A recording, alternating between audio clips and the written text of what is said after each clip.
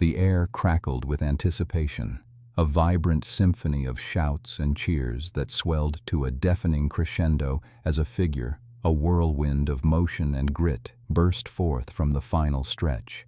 Sweat, like liquid diamonds, streamed down her temples, tracing paths through the dust and determination etched on her face.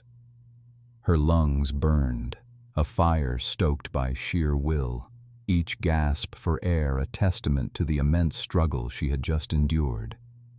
With a final agonizing lunge, she propelled herself across the white line, a ribbon of victory that separated utter exhaustion from triumphant completion. The crowd erupted, a roaring ocean of applause and jubilation, a celebration of effort and unexpected success. Yet, amidst this joyous chaos, a solitary figure stood apart, a stark silhouette against the setting sun.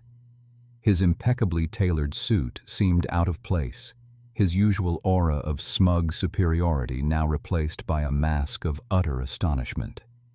Billionaire Arthur Harrington, a man accustomed to orchestrating the world around him, found his carefully constructed composure crumbling.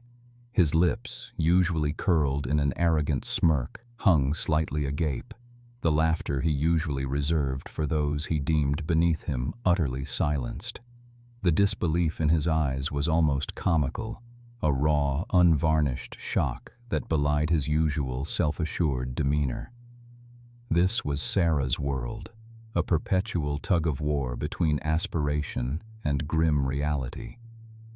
She was a young woman of quiet strength and unwavering optimism, residing in a modest, two-bedroom apartment nestled within the heart of a sprawling American metropolis.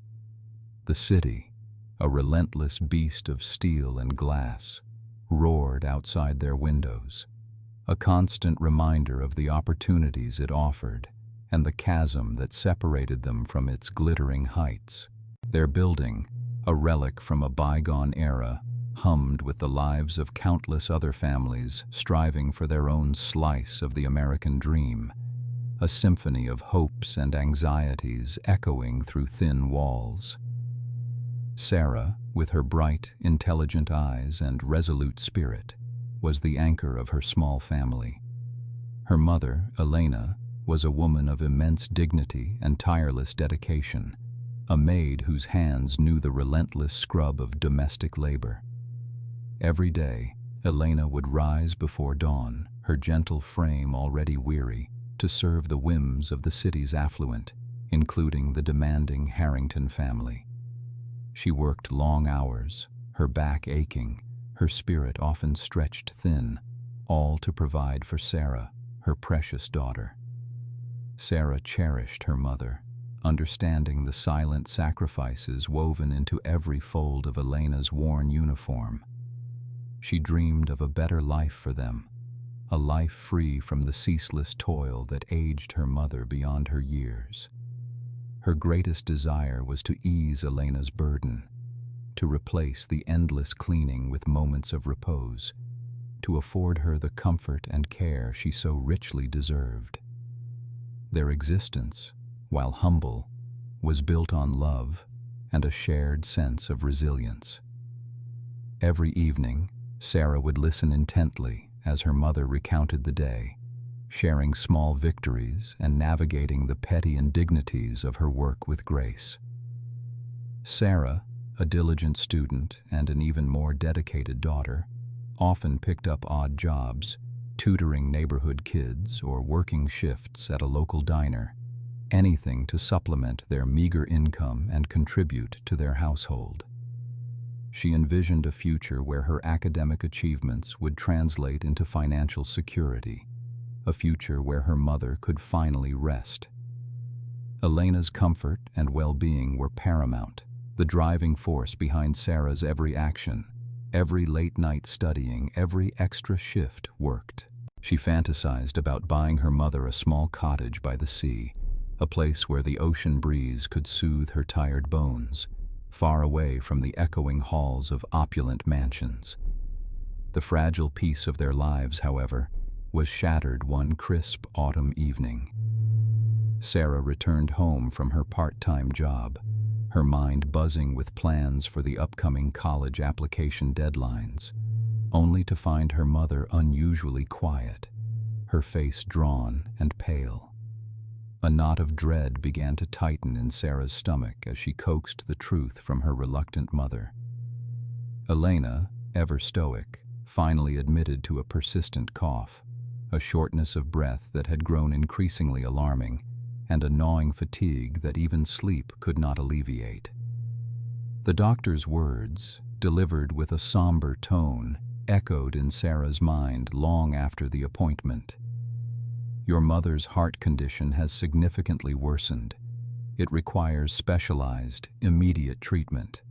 Without it, the prognosis is unfavorable. The phrase, unfavorable prognosis, hung in the air like a death sentence. The diagnosis was a brutal blow, a cruel twist of fate that threatened to undo everything they had tirelessly built. The specialized treatment Elena needed, a complex series of procedures and medications, came with a staggering price tag, a sum so astronomical it felt like a cruel joke. Their family's savings, meticulously accumulated over decades of thrift and sacrifice, amounted to little more than a drop in the ocean compared to the colossal figures quoted by the medical specialists. The reality was a cold, hard slap. They simply could not afford to save Elena. Fear, raw and visceral, began to gnaw at Sarah, threatening to consume her. Her mother, the very bedrock of her existence, was slipping away, and Sarah felt utterly helpless, trapped within the confines of their financial limitations. Desperation, cold and insistent, began to settle in, a heavy cloak draped over her once bright hopes. Please like this video and subscribe to our channel for more inspiring and unbelievable stories. The days that followed Sarah's devastating discovery blurred into a frantic, exhausting cycle of despair and desperate action. Her mother's condition, a rare form of autoimmune disease that attacked her vital organs, demanded immediate and specialized medical intervention, an intervention that carried an astronomical price tag. Sarah, driven by a primal fear of losing the only family she had, threw herself into an almost impossible mission: finding the money. She took on every available shift at the local diner, scrubbing tables and pouring coffee with a fierce, unwavering determination. Her evenings were spent tutoring reluctant high school students in math, her brain buzzing with formulas long after they'd packed their bags. Weekends meant assisting at a busy community center, organizing events and managing logistics, always with the hope that a few extra dollars would help bridge the widening chasm between their meager savings and her mother's survival. Sleep became a luxury she couldn't afford, her nights often dissolving into frantic searches on obscure medical forums and crowdfunding sites, each dead end chipping away at her resolve. The sheer, overwhelming magnitude of the financial burden pressed down on her, a physical weight that made every breath a struggle. The specialist, a kind but ultimately pragmatic man, had laid out the costs in stark, unforgiving terms. A six-figure sum for the initial round of treatments, followed by ongoing medication and therapy that would stretch into perpetuity. Sarah would stare at the numbers, her stomach churning, the calculator on her phone a cold, impartial judge of their impossible situation. Each hour she worked, each dollar she earned, felt like a drop in an ocean when compared to the vast sea of debt they would incur. Desperation, a cold, insidious dread, began to coil in her gut, tightening its grip with every passing day. She felt trapped, suffocated by the enormity of it all, watching her mother grow weaker, her once vibrant smile fading into a tired, pained expression. The bustling city lights outside her small apartment window seemed to mock her, a glittering testament to a world of possibility that remained perpetually out of reach. It was during one particularly bleak afternoon, within the opulent, cavernous study of Mr. Harrington's mansion, that the spark of their impossible hope, wrapped in a blanket of grotesque cruelty, first ignited. Mr. Harrington, a man whose wealth was matched only by his insatiable appetite for peculiar entertainment and a profound lack of empathy, had a habit of leaving his study door ajar. He reveled in the eavesdropping, believing it offered candid insights into the lives of his staff, a form of live-action soap opera. On this particular day, Sarah's mother, weakened by her illness, had been unable to pick up a prescriptive phone call from her doctor. Sarah, trying to shield her mother from further stress, had taken the call herself, trying to keep her voice low, but the doctor's grave assessment of her mother's rapidly deteriorating condition carried through the thinly paneled door. "The progression is alarming, Sarah. We need to initiate the specialized immunotherapy immediately. Without it, I'm afraid we're looking at weeks, perhaps months, at best." Mr. Harrington, perched in his massive leather armchair, a half-eaten gourmet cheese platter beside him, had heard every word. A slow, chilling smile spread across his face, not one of sympathy, but of cunning amusement. He savored the drama, the raw human vulnerability, a stark contrast to his own insulated existence. An idea, delightfully wicked in its audacity, began to form in his mind. He had always enjoyed orchestrating challenges for his staff, often absurd tasks with meager rewards. But this had potential. This could be truly entertaining. Later that evening, as Sarah was helping her mother prepare a light dinner in the mansion's staff kitchen, a booming, theatrical voice echoed from the doorway. "Sarah, a word, if you please." Mr. Harrington stood there, a predatory glint in his eyes, his silk robe billowing slightly. He gestured towards his study. Sarah, her heart pounding with a familiar mix of dread and indignation, followed him, her mother's worried gaze burning into her back. Inside the study, Harrington sat behind his sprawling mahogany desk, a crystal decanter of amber liquid beside him. He steepled his fingers, a condescending smirk playing on his lips. "I couldn't help but overhear your predicament, Sarah. Tragic. Truly. Your mother is a loyal worker, after all." He paused, letting the words hang in the air, allowing Sarah's hope to flicker before he introduced his cruel game. "I have a proposition for you, my dear." Sarah braced herself, expecting some offer of a paltry loan or a recommendation for a charity. What came next, however, was far more outlandish, far more insulting. "I am a man who appreciates ambition, Sarah, even in the most unexpected places.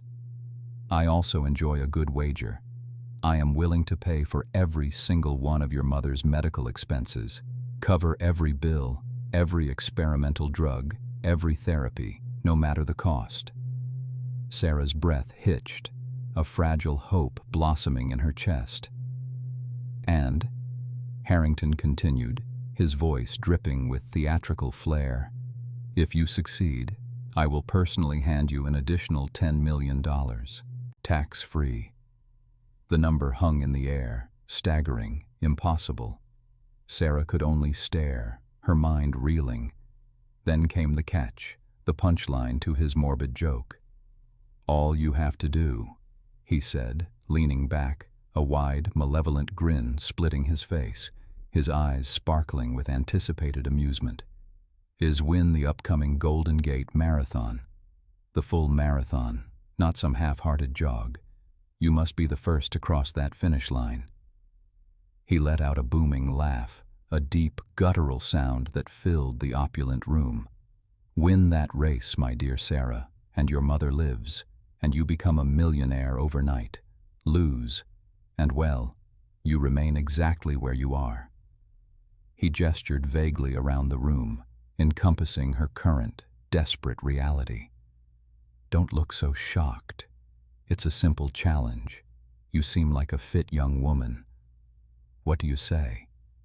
He raised an eyebrow, his laughter subsiding into a knowing smirk, confident she would fail, confident this was merely a prelude to his own twisted entertainment. He saw the fire in her eyes, but dismissed it, convinced it was simply the fire of a cornered animal, easily extinguished. The billionaire's audacious offer hung in the air, a grotesque echo in the otherwise hushed mansion. Sarah felt a visceral jolt, a hot wave of indignation washing over her. Her mother's life reduced to a vulgar sporting event, a spectacle for a man who reveled in human misery. The sheer arrogance of it, the cold, calculating entitlement in his eyes, made her blood boil. Her hands clenched involuntarily, her nails digging into her palms. "Are you out of your mind?" She had all but spat, her voice tight with fury, barely containing the urge to lash out physically. "My mother isn't some pawn in your twisted games, Mr. Harrington.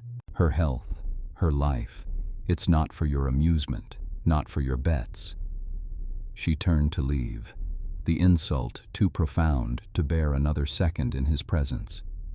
The very idea was dehumanizing, stripping her mother of dignity, transforming a tragic illness into a personal challenge for a rich man's entertainment.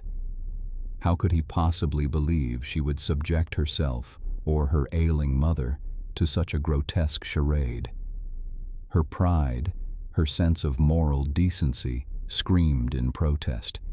She envisioned herself walking away, preserving what little dignity they had left, even if it meant confronting the terrifying alternative. But a soft, trembling hand on her arm stopped her. Her mother, frail and pale, had emerged from the hallway, having overheard Harrington's proposition. There were tears in her eyes, but not of despair, rather a desperate, pleading hope that Sarah found almost harder to confront than Harrington's scorn. "Sarah, please," her mother whispered, her voice barely audible, a fragile plea that shattered Sarah's resolve more effectively than any shouted argument. "My dearest girl, you must listen. Don't let your pride stand in the way of my life. This might be our only chance." Her mother's words, spoken with such raw, unadulterated fear, echoed within Sarah, twisting the knife of her desperation. Pride was a luxury they could no longer afford. Dignity, in the face of impending loss, seemed a hollow victory. Her mother's frail form, her fading strength, the persistent cough that rattled her bones, these were the stark realities that overshadowed any fleeting moral outrage. Sarah looked from her mother's tear-streaked face to Harrington's smirking countenance, a decision, agonizing and soul-crushing, hardening in her eyes. It wasn't about him. It was about her mother.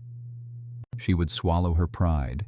She would endure the humiliation if it meant a chance, any chance, for her mother's recovery. With a heavy heart and a spirit bruised but unbroken, Sarah reluctantly agreed. The word tasted like ash in her mouth. "Fine," she clipped, her gaze piercing Harrington's, a silent promise of defiance in her acceptance. "You have your race. But know this, Mr. Harrington, I won't just run. I will win, and you will regret setting this challenge." Her voice, though low, carried an undeniable steel that momentarily wiped the condescending smile from his face. The days that followed blurred into a relentless, grueling cycle. Sarah plunged headfirst into a superhuman training regimen, a desperate race against time and her mother's deteriorating health. She rose before dawn, the city still cloaked in slumber, to run. Miles upon agonizing miles, her lungs burning, her muscles screaming in protest, pushing her body to its absolute limits. She balanced her part-time jobs, scrubbing floors, waiting tables, delivering groceries, snatching moments to study for her night classes, each task a necessary evil to keep their meager household afloat. Every spare moment was dedicated to her training. She'd run in worn-out sneakers, pounding the pavement of concrete jungles, then seeking out hills and trails at the city's edge, envisioning the grueling marathon course Harrington had described. She researched running techniques, nutrition, and endurance strategies on borrowed library computers, often fueled by stale coffee and the sheer force of her will. Sleep became a luxury, rest a fleeting dream. Her body ached constantly, a symphony of minor injuries, but the image of her mother's hopeful, yet increasingly gaunt face spurred her onward. This wasn't just a race, it was a battle for survival. Skepticism and ridicule were constant companions. Harrington's staff, privy to his generous offer, would often eye her with pity, or worse, amusement.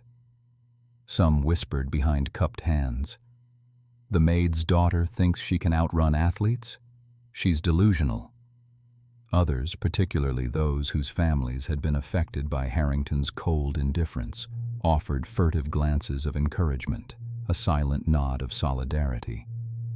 But mostly she was alone, a solitary figure against an imposing challenge, fueled by a singular burning purpose: her mother. Every ache, every bead of sweat, every moment of self-doubt was met with the unwavering conviction that her mother's life depended on her success. She would not let her down. She could not. One bleak afternoon, as Sarah pushed through another punishing long run in a local park, her movements heavy, her spirit flagging, she stumbled. A figure emerged from the trees, a man with silver hair pulled back into a neat ponytail, his eyes sharp despite the lines etched around them. He moved with an economical grace that spoke of a lifetime of athleticism. He had been watching her for weeks, a silent presence, intrigued by her relentless, almost desperate, dedication. This was David Thorne, a name once whispered with reverence in Olympic circles, now a reclusive figure, haunted by past glories and subsequent failures. He saw not just a struggling runner, but a raw, unyielding fire in Sarah's eyes, a reflection of the same tenacity that had once defined his own youth. David approached her, not with pity, but with a quiet challenge in his voice. "Your technique is inefficient," he stated, his tone blunt. Sarah, startled and defensive, was about to retort when he added, "But your will is unbreakable. That you can't teach."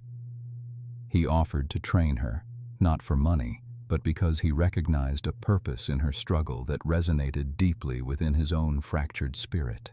He saw an opportunity for redemption, not his own, but to nurture a seed of extraordinary potential. Sarah, initially wary, soon found herself accepting. David's wisdom was a balm to her battered confidence, his disciplined approach a stark contrast to her haphazard efforts. He taught her not just how to run, but how to listen to her body, how to breathe, how to pace, and most importantly, how to channel her emotional turmoil into powerful, controlled energy. He became more than a coach. He was a mentor, a confidant, a pillar of strength she hadn't known she desperately needed.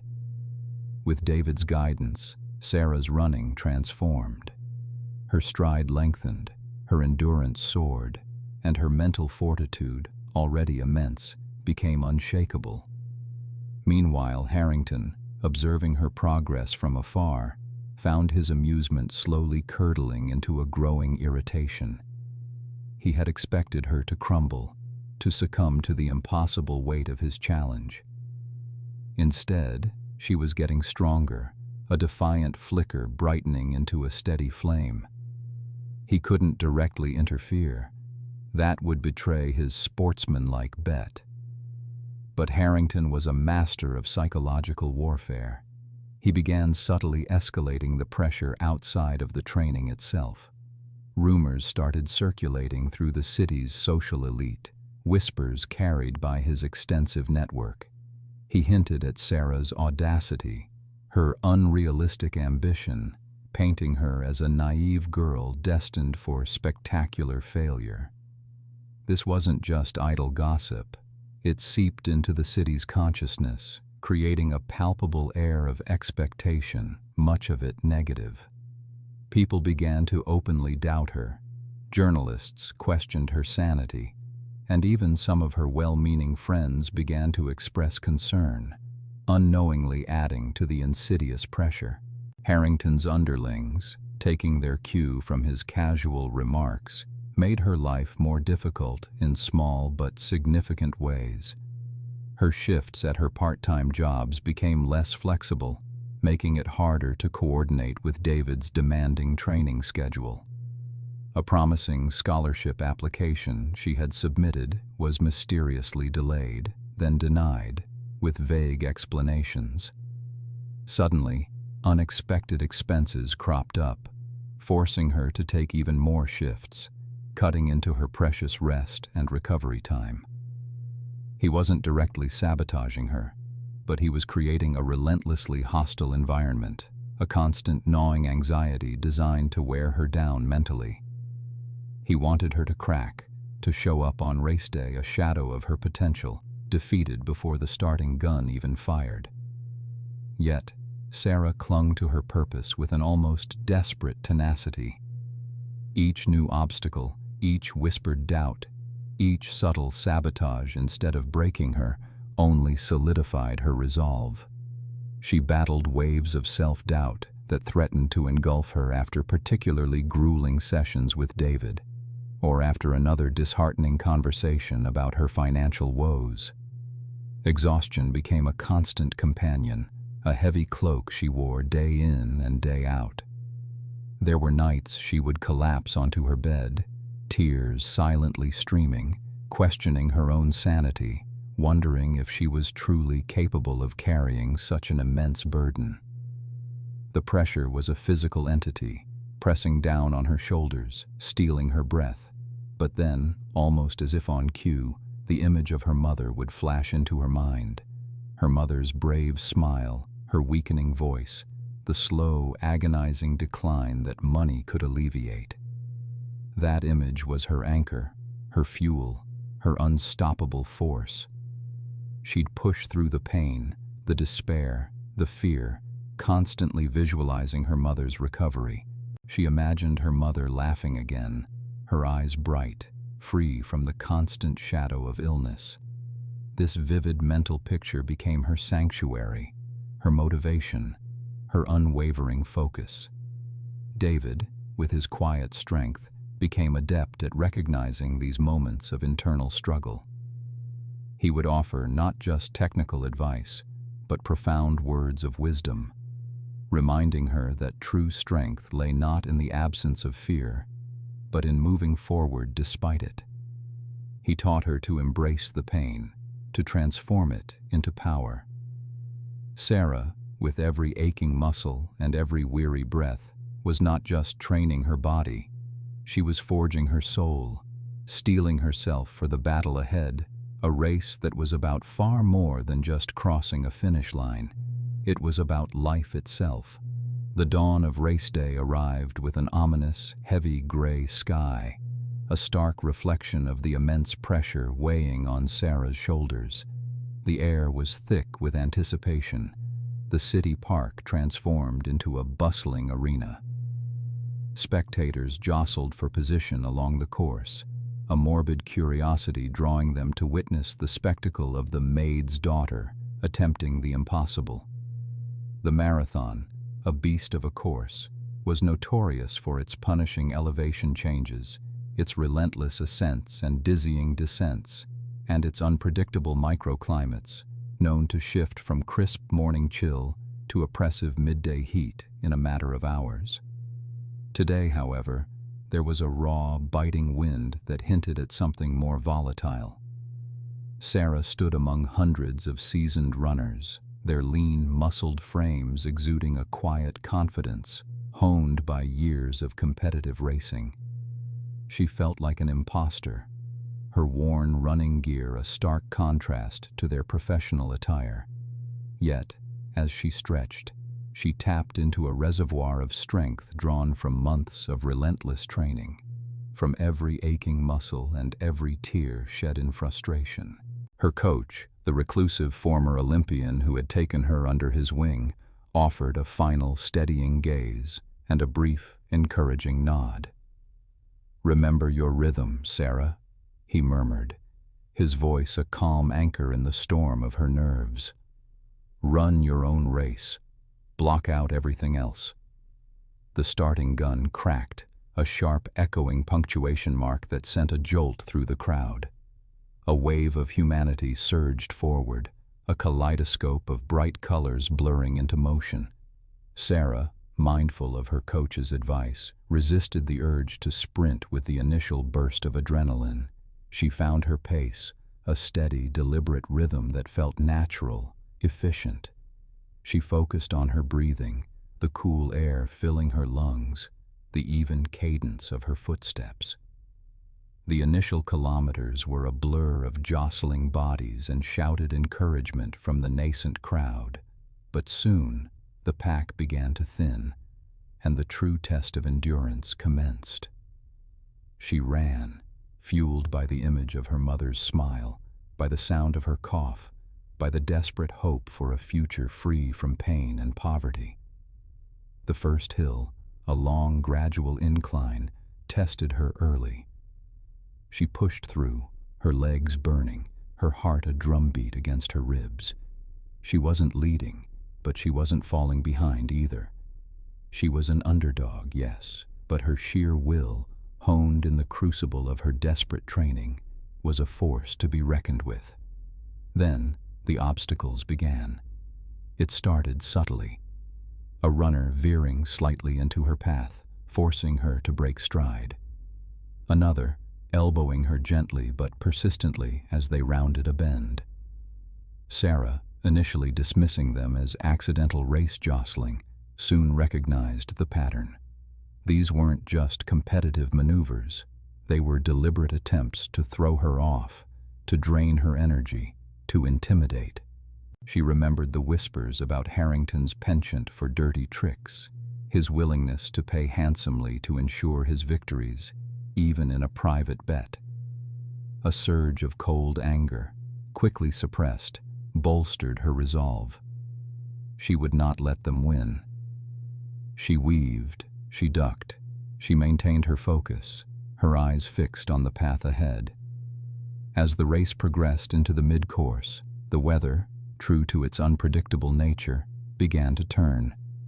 The biting wind intensified, whipping dust and small debris into the air. Then, the first drops of rain began to fall, cold and insistent, quickly turning into a steady downpour. The already challenging course became a treacherous slog. Puddles formed, making the footing uneven and slippery. The air grew heavy, damp, and chilling. Sarah's clothes became soaked, weighing her down, and the cold began to seep into her bones. Her muscles, already pushed to their limits, tightened with the cold. A sharp cramp seized her calf, sending a jolt of pain up her leg. She faltered, grimacing, but quickly forced herself to keep moving, adopting a slightly altered gait to compensate. Exhaustion began to set in, a heavy cloak threatening to envelop her. Her vision blurred at the edges, and for a terrifying moment, she felt the dizzying sensation of being on the verge of collapse. Doubt, a venomous serpent, began to coil in her mind. What if I can't do this? What if I fail her? She pushed the thoughts away, fiercely. She remembered her coach's mantra. Pain is temporary. Quitting lasts forever. She thought of her mother, lying in that hospital bed, her fragile hand reaching for Sarah's. She remembered Harrington's sneering face, his confident laughter. No, she would not give him the satisfaction. She bit down on her lip, tasting blood, and straightened her back, digging deep for a reserve she barely knew she possessed. Every step was a conscious act of defiance, a testament to her unbreakable will. The rain continued to fall, the wind howled, and the course stretched endlessly before her. But Sarah, battered and bruised, continued to run, one agonizing step after another. The roar of the crowd, a distant hum at first, now pressed in on Sarah, a suffocating blanket of sound as she passed the 20-mile mark. Each stride was an agonizing negotiation between her will and her protesting muscles. Her lungs burned, a raw, fiery sensation that spread through her chest with every gasping breath. A sharp, searing pain shot through her left calf, threatening to buckle her knee. She stumbled, catching herself just before face-planting on the unforgiving asphalt. For a fleeting, horrifying second, despair threatened to overwhelm her. A wave of nausea washed over her, the world tilting precariously. She fell behind, the leading pack of seasoned marathoners pulling further and further away, their rhythmic footfalls fading into the background. The faces in the crowd began to blur, a kaleidoscopic smear of color and motion. Doubt, a venomous serpent, began to coil around her heart. Was this it? Was this where her impossible dream dissolved into the harsh reality of physical limitation? Her mother's face, etched in her memory, flickered before her eyes. Not the vibrant, smiling woman of her childhood, but the gaunt, weary figure she saw now, confined to a bed, her breath shallow, her future hanging by a thread. The doctor's grim prognosis echoed in her mind, a cruel reminder of the stakes. This wasn't just a race for a prize, it was a desperate plea for life. The image of her mother's failing health, the cough that racked her frail body, the hopeful but fading light in her eyes, ignited a fresh surge of adrenaline, a visceral, primal resolve that banished the shadows of despair. She pushed through the physical anguish, forcing her legs to move, one agonizing step after another. It was no longer about speed, but about stubborn, unyielding perseverance. As she battled her internal demons, something remarkable began to shift around her. A fellow runner, a burly man with a kind face, slowed his pace momentarily, offering a quiet, "You got this, girl. Keep fighting." A woman, her face streaked with sweat, gave her a thumbs up as Sarah managed to pick up her pace slightly. These small, unexpected gestures chipped away at her isolation, reminding her that she was not entirely alone in this grueling ordeal. The crowd, which had initially been apathetic or simply curious, began to respond to her visible struggle and unwavering determination. Their murmurs of skepticism slowly transformed into shouts of encouragement. "Go, Sarah, go. Don't give up. You can do it." The chants grew louder, a crescendo of support that became a powerful current, lifting her, carrying her forward. It was no longer just about her. It was about the collective hope of those who recognized her battle, who saw the raw human spirit fighting against impossible odds. Even some of Harrington's own staff, stationed along the course, caught between loyalty to their employer and the undeniable pull of empathy, offered furtive, unspoken gestures of solidarity. A quick nod, a discreet clenched fist, a gaze that conveyed more than words ever could. They knew the kind of man Harrington was, and they knew what Sarah was truly running for.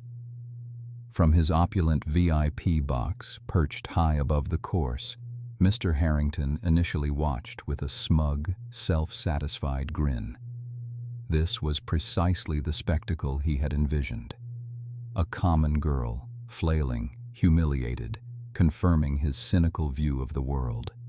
He'd reveled in the early reports of her falling behind, chuckling at the predictable outcome.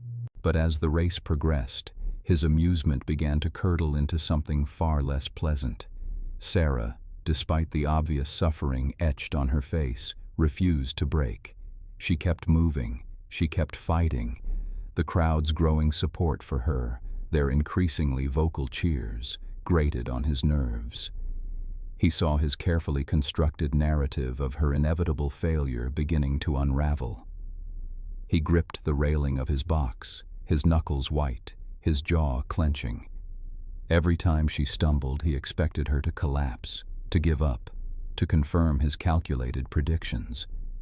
But each time, she found a way to push through, a renewed ferocity burning in her eyes. The easy victory he had anticipated, the swift, satisfying humiliation he had craved, was slipping away. The spectacle was no longer amusing, it was becoming unsettling. She was defying his expectations, not just physically, but emotionally, spiritually. Her resilience was an affront to his carefully cultivated sense of superiority. He began to pace his box, his initial confidence replaced by a growing disquiet, a flicker of genuine agitation. This was not going according to his meticulously planned script. This maid's daughter, this slip of a girl, was refusing to play her role. The game was no longer entertaining. It was becoming a genuine threat to his carefully maintained facade of infallible control. The finish line, still a torturous distance away, now loomed not as an end to a cruel joke, but as a potential monument to his miscalculation. In the final scorching miles, the air thrummed with the sheer exertion of the runners, each breath a ragged gasp, each stride a testament to their endurance. Sarah, her vision tunneling, found herself running neck and neck with a professional runner, a woman whose sculpted physique and practiced gait spoke of years dedicated to the sport. This competitor had maintained a relentless pace throughout, a picture of disciplined power, and now, in these brutal closing stages, she was a formidable opponent. Every single muscle in Sarah's body screamed in protest, a chorus of searing pain echoing with each pounding step. Her lungs burned, raw and aching, feeling as if they might simply refuse to draw another breath. Her legs felt like lead, heavy and unresponsive, on the verge of buckling beneath her. Yet, within this crucible of agony, her mother's face materialized in her mind's eye. Frail, yet hopeful, her every cough a desperate plea for relief. That image alone, so vivid and heartbreaking, became her driving force, a potent, unyielding fuel that pushed her beyond what she thought were her absolute limits. She wasn't just running for herself. She was running for life itself, for a future that depended solely on this agonizing, impossible effort. The sounds of her own labored breathing, the rhythmic slap of feet on pavement, and the distant roar of the crowd became a distorted symphony, a backdrop to her internal battle. She could feel the professional runner's shoulder brushing hers, the subtle push and pull for dominance, the silent acknowledgement of their shared extreme suffering. The finish line, a banner of victory suspended in the hazy distance, seemed to recede with every painful step, an agonizing mirage. It was so close, yet still so impossibly far. Her mind, usually flooded with doubt and fear, became singularly focused. There was no room for anything but the next step, then the next, then the one after that. The world had narrowed to this excruciating stretch of asphalt, this desperate struggle for every inch. Then, a flicker of something new ignited within her. It wasn't a burst of energy, for she had none left, but a deeper primal surge of strength, tapping into a reserve she didn't even know she possessed. It was the strength of a love that transcended pain, the raw, fierce love of a daughter fighting for her mother. With a guttural cry that was more breath than sound, she found a gear she hadn't known existed. Digging into the very core of her being, She pushed, launching herself forward in a final, desperate surge. The professional runner, taken by surprise, faltered for a split second, her own exhaustion proving to be a millisecond too slow to respond. In that infinitesimal window, that crucial moment of absolute truth, Sarah pulled ahead. Her legs, now numb, moved almost independently of her conscious will, propelled by an invisible force. The professional runner, though a champion in her own right, couldn't match this sudden, almost supernatural burst of will. Sarah gained a foot, then another, then what felt like a yard. The crowd's roar intensified, becoming an almost deafening wave that washed over her, carrying her on its crest. The finish line, once a distant taunt, was now directly in front of her, the banner a blur of color. Her chest heaved, her vision swam, but her body obeyed. In the last 100 yards, every fiber of her being screamed in protest, but she held on, maintaining that perilous lead. The world blurred into a tunnel of light and sound, the finish line growing larger, closer, real.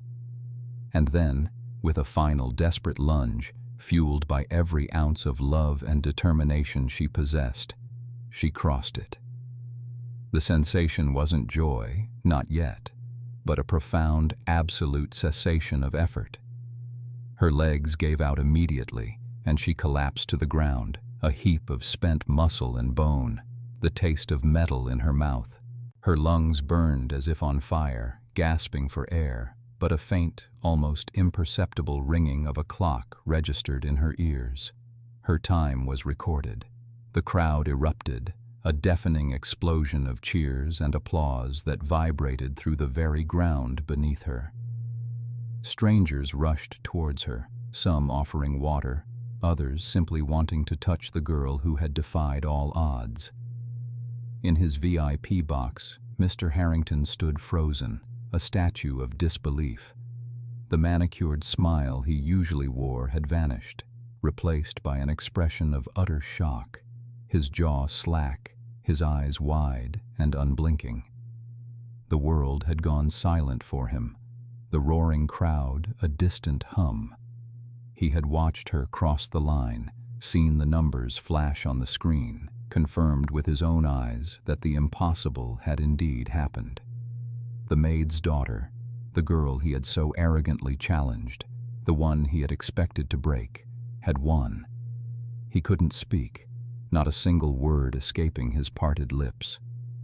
All his carefully constructed amusement, his cynical certainty, had crumbled in that single, decisive moment.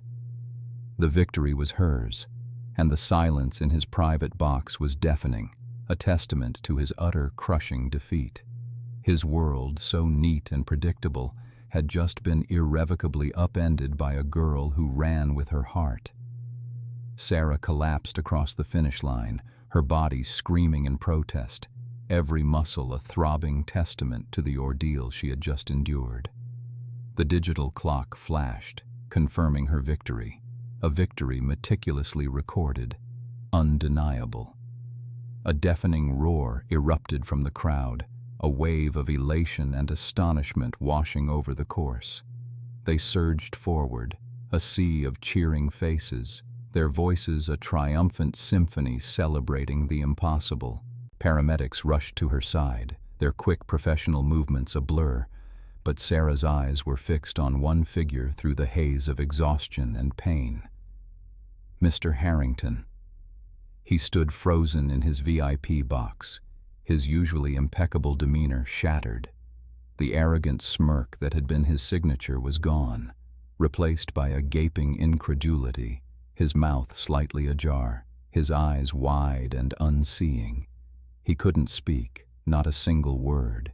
His meticulously constructed world of predictable outcomes and easily manipulated pawns had just crumbled before his very eyes, brought down by a young woman with nothing but a desperate love for her mother and an unbreakable will. The official declaration of her win was almost a formality amidst the jubilation. Sarah, slowly recovering under the care of the medical team, was helped to her feet. The metal felt heavy, yet utterly weightless, around her neck. It wasn't just gold. It was a symbol of hope, a tangible promise to her mother. Harrington, pale and visibly shaken, eventually descended from his perch, his movements stiff and uncertain. He approached Sarah, the crowd parting to allow him passage, an unusual silence falling over them as they anticipated his reaction. He opened his mouth, closed it, then tried again. I don't understand," he finally stammered, his voice hoarse, stripped of its usual condescending tone. How did you do it?" There was no malice in his question, only a raw, bewildered disbelief. Sarah looked at him, her gaze unwavering despite her exhaustion. "For my mother," she simply stated, her voice quiet but firm, imbued with the power of her conviction. "For her life." Harrington swallowed hard, the weight of his promise, of his public declaration, settling upon him. The cameras were rolling, the world was watching. He had laughed, confident in her failure, and now he had to face the consequence of his arrogance. "A promise is a promise," he muttered, almost to himself. Then louder, directing his gaze at Sarah, a flicker of something akin to grudging respect, perhaps even shame in his eyes. "Your mother's treatment will be fully funded, starting tomorrow. And the 10 million, it will be in your account by end of business." He didn't offer a handshake or an apology, but the words were enough. His pride had been shattered, his worldview upended, and in its place, a seed of an unfamiliar emotion had taken root. True to his word, the funds were transferred. Sarah's mother, initially too weak to fully comprehend the magnitude of Sarah's achievement, slowly began to grasp the reality of their changed fortune. The best medical specialists were brought in, cutting-edge treatments commenced, and her health, after weeks of anxious waiting, began to show remarkable improvement. The shadow of despair that had loomed over their lives slowly receded, replaced by the warm light of hope. Sarah never forgot the journey, the hunger, the pain, the humiliation, and most importantly, the unwavering love that had fueled her every step. The $10 million, a sum beyond her wildest dreams, became more than just personal wealth. After ensuring her mother's long-term care and securing their future, Sarah made a decision born from her own harrowing experience. She established the Hope and Health Foundation, dedicated to providing financial assistance and advocacy for families facing similar medical crises, those trapped in the impossible choice between dignity and survival. It was a testament to her enduring humility and her profound understanding of the suffering that so many endured in silence. She remembered the kindness of strangers, the coach who found purpose again, and even the begrudging respect from Harrington had taught her something about human nature. Years later, Sarah, still humble and grounded, would often visit the foundation, now a sprawling network of support and resources. Her mother, vibrant and healthy, a living testament to the foundation's mission, frequently accompanied her. Together, they would walk through the bustling halls, sharing stories, offering solace, and inspiring those who felt their battles were unwinnable.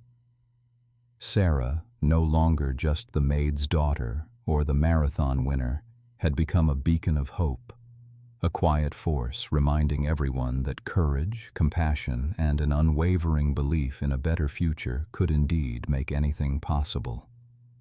The legacy of a billionaire's cruel laugh had been transformed into a symphony of healing, echoing through countless lives, proving that sometimes the greatest victories are won not just on a race course, but in the enduring spirit of humanity. If this story of resilience, triumph, and profound humanity resonated with your spirit, please consider sharing it with someone who might need a dose of inspiration today. Your words can truly make a difference. We encourage you to leave a comment below and share your thoughts on Sarah's incredible journey. Don't forget to subscribe to our channel for more remarkable stories that remind us of the extraordinary strength within the ordinary. Watch our next video, linked right here, for another tale that proves anything is possible when you refuse to give up.